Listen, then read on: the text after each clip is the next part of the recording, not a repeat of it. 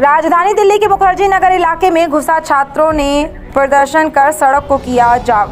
आपको बता दें कि राजेंद्र नगर कोचिंग सेंटर में हुए हादसे में 3 स्टूडेंट्स की मौत से गुस्साए मुखर्जी नगर के छात्र मुखर्जी नगर और आसपास के इलाके में भी इसी तरीके से बेसमेंट में चलाए जा रहे कई कोचिंग सेंटर आज कार्रवाई करते हुए एक कोचिंग सेंटर को किया गया सील। और प्रदर्शन कर रहे छात्रों का कहना है कि जितनी गलती कोचिंग सेंटर चलाने वालों की मालिकों की है, उतनी गलती नगर निगम और अन्य संबंधित विभाग की भी, उन पर भी होनी चाहिए बड़ी कार्रवाई। दिल्ली के राजेंद्र नगर कोचिंग सेंटर में जो हादसा हुआ वह अभी भी लोगों के यहाँ में बना हुआ है और उस हादसे में 3 स्टूडेंट की मौत से दुखी भी हैं। दुख के साथ साथ छात्र छात्राओं में गुस्सा भी है और गुस्सा इस बात का कि आखिरकार इतनी बड़ी लापरवाही को पहले क्यों नहीं रोका गया, आखिरकार क्यों नियमों को तात्पर्य छात्र छात्राओं की ज़िंदगी के साथ खिलवाड़ किया जा रहा था। और अभी भी कई ऐसे कोचिंग सेंटर हैं जो कि बेसमेंट में गैर कानूनी तरीके से नियमों को ताक पर रखकर चलाए जा रहे हैं। इसमें हज़ारों बच्चों की ज़िंदगी से खिलवाड़ किया जा रहा है। इसी गुस्से को लेकर मुखर्जी नगर इलाके में छात्र छात्राओं द्वारा जोरदार प्रदर्शन किया गया और मुखर्जी नगर मुख्य सड़क जाम कर दिया गया। नारेबाजी करते हुए छात्र कैंडल मार्च निकालते हुए सड़क पर बैठ गए और उन्होंने कहा कि जितनी गलती कोचिंग सेंटर चलाने वाले लोगों की है, उससे ज़्यादा गलती नगर निगम और अन्य संबंधित विभागों के अधिकारियों की भी है, जो कि भ्रष्टाचार के चलते इतनी बड़ी लापरवाही को अनदेखा कर रहे थे और भाभी इस हादसे के लिए जिम्मेदार हैं और उन अधिकारियों पर भी कड़ी से कड़ी कार्रवाई होनी चाहिए। संजय सिंह की दिल्ली से खास रिपोर्ट। पूरा सिस्टम का मिली भगत है, ठीक है। ये हमारे जीवन जीने के अधिकार से हमें वंचित रख रहे हैं। अगर जो मांगे हमारे द्वारा किया गया है कि हर जितने भी विक्टिम फैमिली है उसको 2 करोड़ का कंपनसेशन मिलना चाहिए और जो हमारे को जब हम एडमिशन लेने के लिए जाते हैं, ट्रांसपेरेंसी नाम से कोई चीज, ये 2.5 लाख रुपए 3 लाख रुपए ले लेते हैं, ट्रांसपेरेंसी नाम से कोई चीज नहीं है। ट्रांसपेरेंसी पे जो है तो कोचिंग संस्थानों को काम करने की जरूरत है। और दूसरी बात की अगर ऐसा नहीं हुआ तो हम आर्टिकल 19 का प्रयोग करेंगे, राइट टू कोचिंग माफिया के साथ साथ एमसीडी की भी उतनी बड़ी गलती है कि सोचो कि 1-2 घंटे की बारिश में बाढ़ आ जाता है दिल्ली में। दिल्ली का इंफ्रास्ट्रक्चर विदेश से कंपेयर कर रहे हो आप और 1 घंटे की पानी में बाढ़ ला देते हो, बच्चे मर जाते हैं। जितना गलती कोचिंग वाले की है उससे ज्यादा एमसीडी की भी है। एमसीडी वाले 50,000 1 लाख रुपए लेकर घूस लेकर वो परमिशन देते हैं, हर जगह जितना रेडियो वाला सब लोग घूस देते हैं। तो एमसीडी की भी उतनी गलती है जितना कोचिंग माफिया की है। एमसीडी इसका जवाब देना चाहिए। जो 1 घंटे के बारिश में क्यों बाढ़ आ जाता है दिल्ली में, ये बताओ। एक दिन मुखर्जी नगर में पानी बारिश नहीं आती, पूरा मुखर्जी नगर डूब जाता है, क्यों? एक भी सीवर सिस्टम अभी तक बना ही नहीं ढंग से। देखा जाए अब दिल्ली सरकार जिस तरह से बोला था कि लंदन पैलेस बना दो, बिल्कुल लग रहा है लंदन पैलेस बना है, पूरा मौत का घर बन चुका है, मौत का घर बन चुका है ये पूरा तरह। जैसे पेरिस से कंपेयर कर रहे हैं उसके ना के बराबर 0% है। आप खुद सोचिए कि रोड में कहीं भी सीवर, हर सीवर जाम कर रखा है। पहले एमसीडी वाले पैसे हो जाते हैं, बताओ बच्चा मर रहा है, एक साल तो पूरा। क्या नाम है सर? मेरा डॉक्टर विक्रम चौरसिया हुआ। आज यहाँ आप लोग करना चाहते हैं, क्या रीजन है? सबसे बड़ा रीजन है कि आज युवाओं का सुरक्षा का किसी को ध्यान नहीं है। वो भी तो युवा का जो ISPCS जैसे एग्जाम की तैयारी करता है और देश के कोने कोने से आता है और सबसे अधिक रेवेन्यू युवा से मिलता है और उस युवा की सुरक्षा के लिए न शासन न कोचिंग माफिया, मैं माफिया बोल रहा हूँ, ये लोग कोई सुरक्षा का प्रबंधन नहीं करते हैं और आवाज उठाओ तो झूठी मुकदमा और उसके बाद लाठियां बरसाने की प्रयास करते हैं दबाने के लिए आवाज। आपको पता होगा कि 5-6 दिन पहले नीलेश राय भाई जो IAS का मेंस देना था उसको और वो मारा गया था, फिर भी शासन से लेकर कोचिंग तक किसी ने सबक नहीं लिया, उनकी दिमाग नहीं काम की। पेपर 4 से इंटीग्रिटी ऊपर आते हैं, ड्यूटीज कहते हैं आर्टिकल 51 है। जब ड्यूटीज की बात करते हैं, कर्तव्यों की बात करते हैं, तो हम तो अपना कर्तव्य फॉलो कर रहे हैं। हम गाँव से हमारा युवा साथी आता है, कोई माँ के गहने बेचकर, कोई खेती बाड़ी बेचकर, कोई लोन लेकर, हम तो अपना फॉलो करते हैं। जितना फीस मांगते हम देते हैं, थोड़ी फीस कम होती है। ये कहते क्या है कि हम नहीं एडमिशन ले सकते, आईडी अभी इशू नहीं कर सकते। तो जब आप हमसे लाखों रुपए फीस लेते हो तो हमारा सुरक्षा का प्रबंधन कौन करेगा? किसकी जिम्मेवारी है? यही भंडारी बिल्डिंग है जिसकी आग लगी थी। हमारा युवा साथी, आपको पता होगा कि 5 मंजिला से बड़ी मांग है कि जो लोग जो मतलब हमारे भाई खत्म हुए हैं, एक्सपायर हुए हैं, जिनकी मौत की गई है, उनको 2 करोड़ एक तो मुआवजा मिलना चाहिए।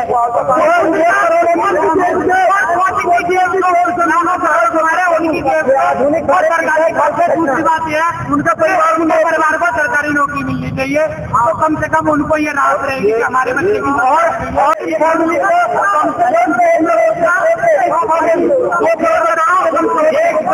और भैया हम इतने असुरक्षित है कि हमारे घर वाले इस चीज का चिंता नहीं करते कि हमारी पढ़ाई कैसे चल रही, क्या चल रहा है। हमारे घर वाले को इस चीज का चिंता है कि जिंदा है कि नहीं, जिंदा है कि नहीं है, वो जिंदा है कि नहीं है, इस चीज का ज्यादा परेशान है।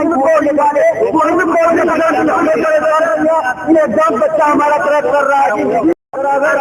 ये लोग किसके परमिशन से ये चला रहे थे, इसमें पूरा का पूरा व्यवस्था क्या जो है पूरी तरीके से संलिप्त था। अगर संलिप्त था तो उनकी जवाबदेही तय होनी चाहिए, और जो भी लोग मृतक हुए हैं उनको 2 करोड़ रुपए और साथ में उनके परिवार को किसी न किसी सदस्य को एक सरकारी नौकरी कृपया करके जरूर दीजिए।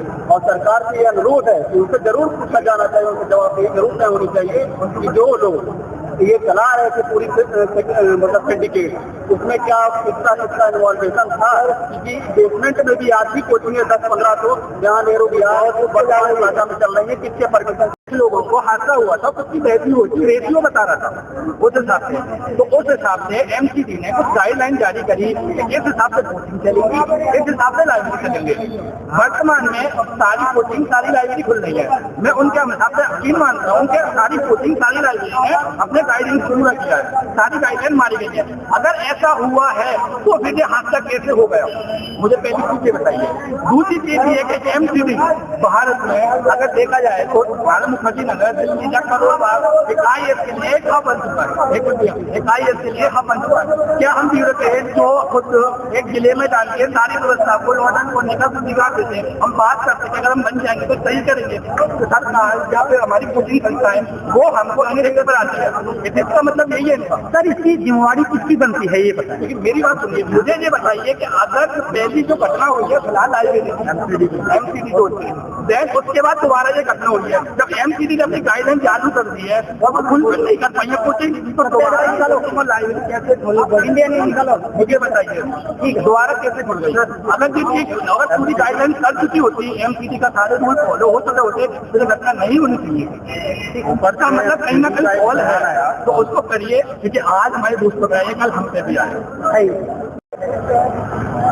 सबसे बड़ा सवाल तो मेरा ये है कि हम यूपीएससी वाले या पढ़ने आया कि मौत मरने आए, कभी आग लग के मर जाते हैं, कभी पानी में डूब के मर जाते हैं, कभी पीजी में आग लगती है, कभी भंडारी हाउस में आग लगती है, ऊपर से 5 मंजिल से कूद के। तो हम यहाँ IAS बनने आए कि मरने आए, सबसे पहला सवाल तो ये है। और हमारी जो बेसिक रोजमर्रा की जिंदगी है ये कितनी कठिन है, ये न तो कोचिंग वाले समझते इतनी फीस 2-2 लाख है, दूसरी बात न लाइब्रेरी वाले समझते, ना ही यहाँ के जो दलाल है ब्रोकरेज लेते हैं वो समझते।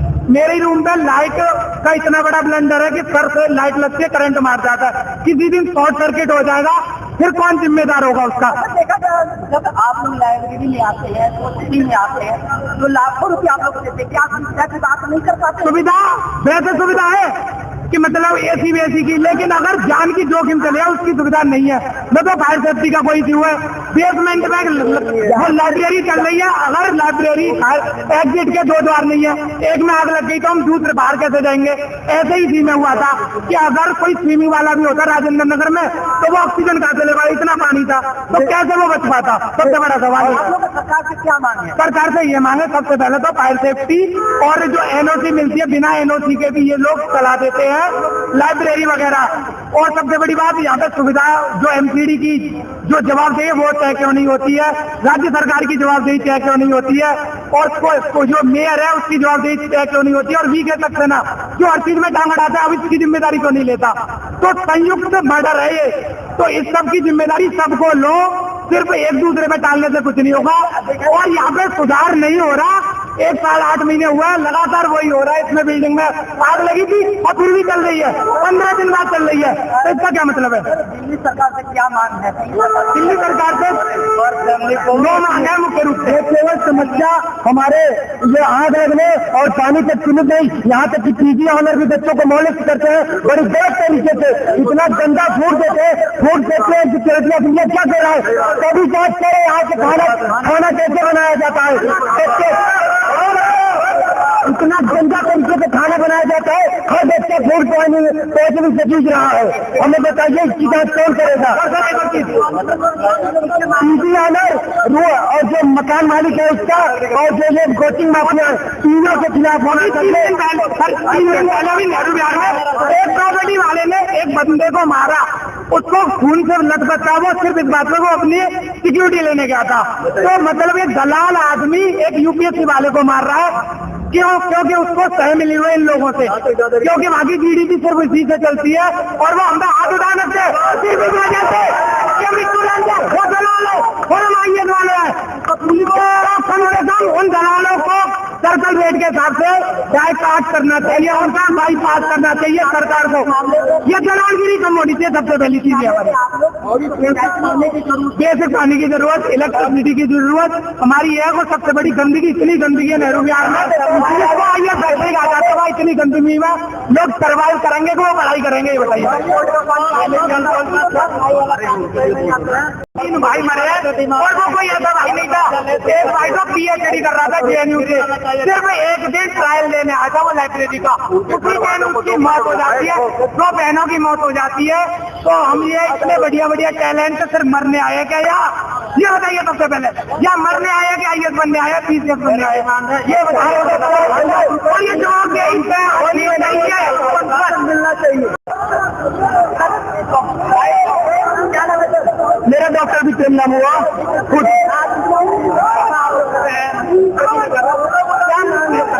सरकार से सबसे पहले ये मांग है कि जो कल्प्रिट है, जो कोचिंग का डायरेक्टर है, उसको पकड़ो, उसको अंदर करो। और सिर्फ अंदर करने से काम नहीं चलेगा। सरकार ग्रांटेड एक सुरक्षा कानून बनाए कि जो छात्र इस देश का भविष्य है वो अगली बार ऐसे मौत नहीं मरेगा, कभी पानी में डूबे कभी करंट। इस में बंडारी बिल्डिंग है जो 5 मंजिला से हमारा भाई बंधु पूछ के अभी जान बचा रहे हैं। आखिर में ड्यूटी सिर्फ हम ही फॉलो करेंगे, इनका कर्तव्य नहीं है ड्यूटी फॉलो करेंगे। यही उसके बाद धमकियां देते हैं और दूसरे केस लगाते हैं, जेल डालने की कोशिश करते हैं हमारी आवाज दबाने के लिए। आखिर में क्या नाम है आप लोग को? डिमांड क्या है? डिमांड है सुरक्षा जब तक मानक पूरा न हो जाए तब तक कोचिंग लाइब्रेरी स्टार्ट नहीं हो, क्योंकि 10 दिन के बाद फिर स्टार्ट होगा। जैसे भंडारी बिल्डिंग वाला केस हुआ था, जब तक पूरी तरह से लोगों का आश्वासन नहीं मिलता, मतलब जैसे 1 घंटे की पारी से मेरी टूट जाता है,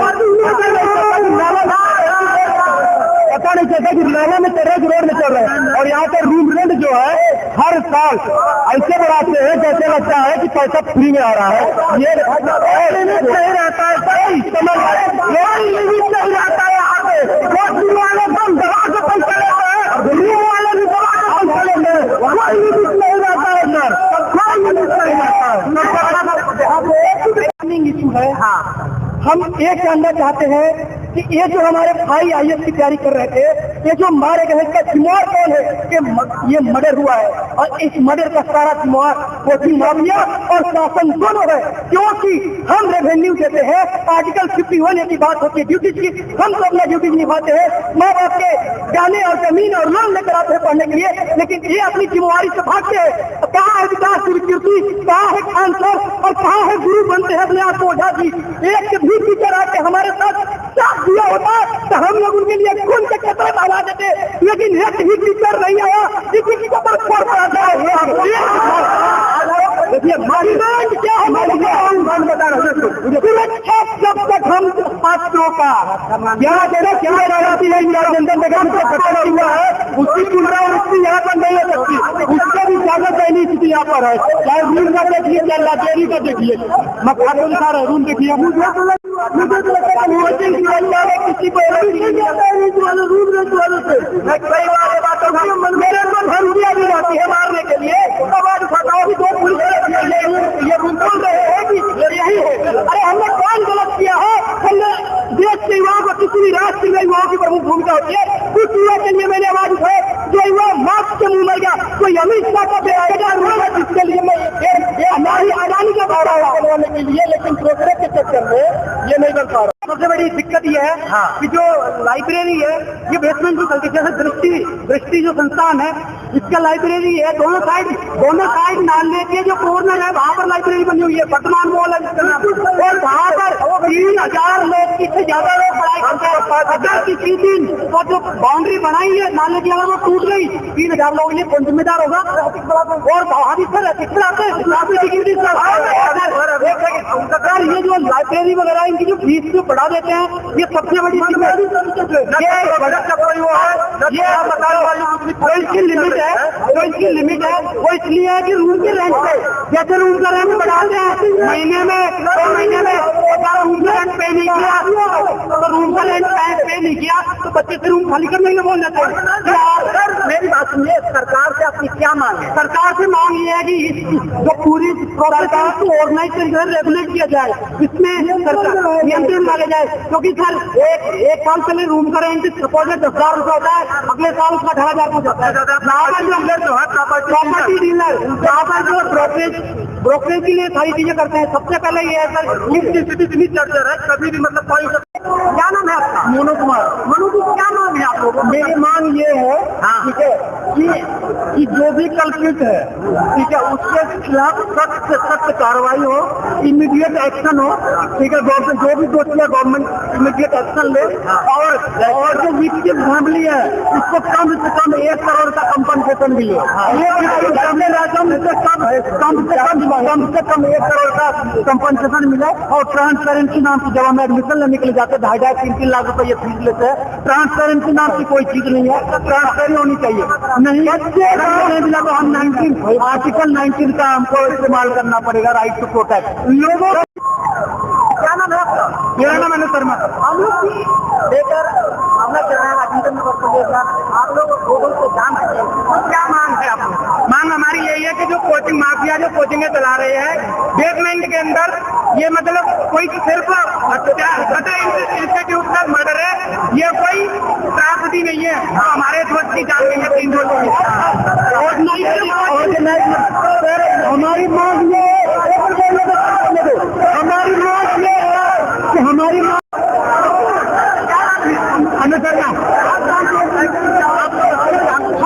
नोटा अभी राजेंद्र नगर में घटना हुई है। जो कोचिंग माफिया जो कोचिंग चला रहे हैं उनकी वजह से हमारे पुलिस माफिया की मौत हुई है। तो उसके चक्कर में जो कोचिंग माफिया बेसमेंट के अंदर बिना एनओसी के पास हुए में लाइब्रेरी चलाते उनके खिलाफ, सारे जो कोचिंग माफिया उनके खिलाफ, और जो एमसीडी है उसके खिलाफ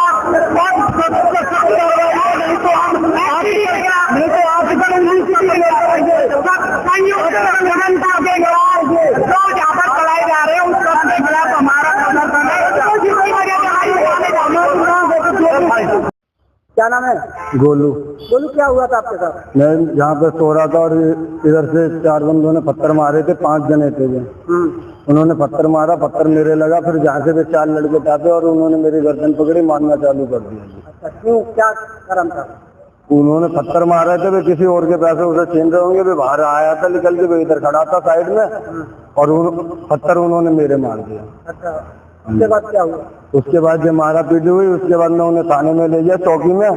वे ज्यादा बिगड़ रहे थे तो मैं चौकी में ले गया, तो पुलिस वालों ने मेरे को फिर वहाँ थाने भेजा। अच्छा, दूसरे बंदे को क्या चोट उठाई थी? उसके पता नहीं, थोड़ी बहुत कान में लगी है। किसने उसके कान काटा था? ये तो मेरे को पता नहीं। वे वापिस आके कह रहे हैं, पहले तो भाग गए थे, वापिस आके कह रहे हैं कि तेने कान काट दिया। पुलिस के क्या कार्रवाई रहा?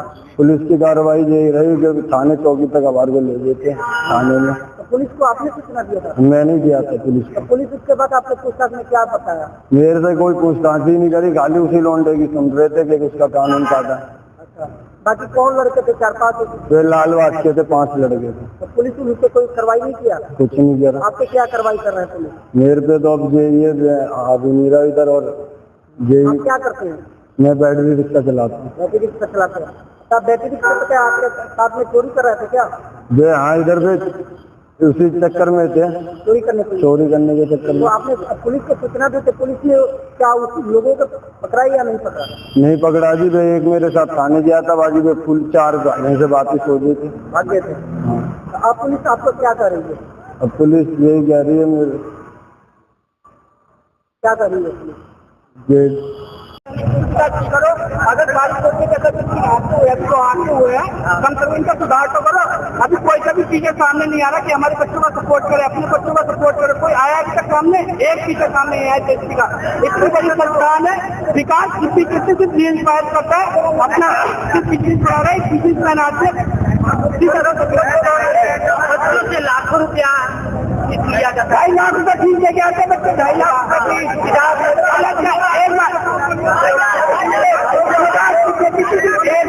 दिखाते पहले भी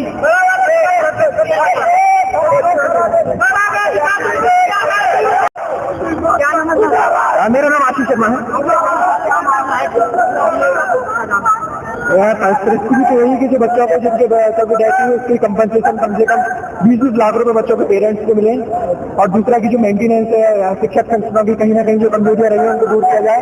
और सबसे महत्वपूर्ण मुद्दा ये है कि जो सारे सवाल है तभी उठते हैं जब कोई इंसिडेंट होती है। जैसे पिछला फायर इंसिडेंट हुआ था तो उसके बाद फिर सारी चीजें डैमेज हो गई, उसके बाद किसी से किसी को कोई मतलब नहीं रहा। और यहाँ से सबसे बड़ा मुद्दा ये है कि जो भी जनप्रतिनिधि यहाँ पे आते हैं ना तो वो बच्चों के साथ किसी भी तरह का कोई कम्युनिकेशन करते हैं, ना बच्चों की संवेदनशीलता समझते हैं, ना भावनाओं को समझते हैं, ना उनसे बात करने की कोशिश करते हैं। मैं पिछले 4 साल से यहाँ हूँ। वो जितनी सारी बातें होती है विद्यार्थी के इसमें वो सारी एक पर्दे पर ही होती है कि हमने ये किया स्टूडेंट के लिए, ये किया स्टूडेंट के लिए, ये किया। लेकिन वास्तविकता जीवन की है कि किसी भी विद्यार्थी के साथ कोई भी जनप्रतिनिधि आके 20 बच्चों में खड़े होकर ये नहीं कहता कि बच्चों तुम्हारी मूलभूत समस्याएं क्या है। अभी देखेंगे तो आप पाएंगे कि और भी बहुत सारी प्रॉब्लम है। जैसे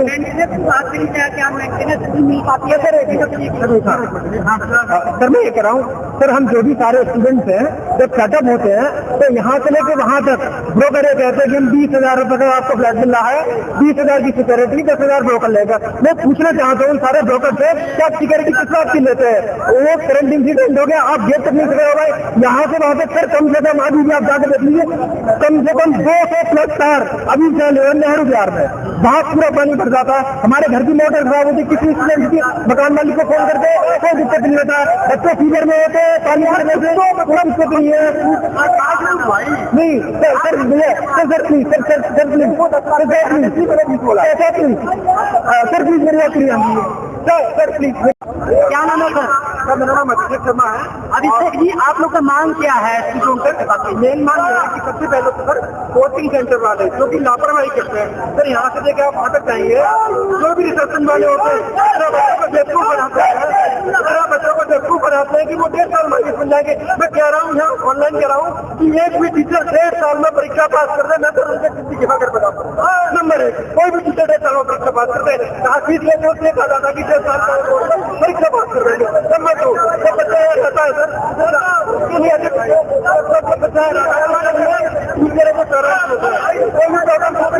अभी भी सर 3 मौतें हुई है। एक भी टीचर आने के बाद में गले लगाया किसी स्टूडेंट को हम तुम्हारे माता पिता की तरह हम आपको गले लगाते हैं। यहाँ से उड़ीसा, छत्तीसगढ़, झारखंड, तमिलनाडु 3,000 बच्चे से पढ़ रहे हैं। माता पिता नहीं बच्चे पेरेंट्स की माता पिता की तरह उनके बाद सोच मेन मुद्दा आप लोग का मांग क्या है?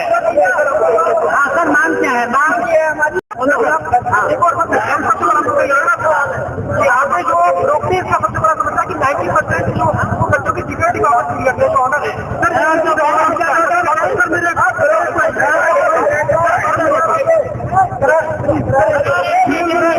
हम नौकरी देते हैं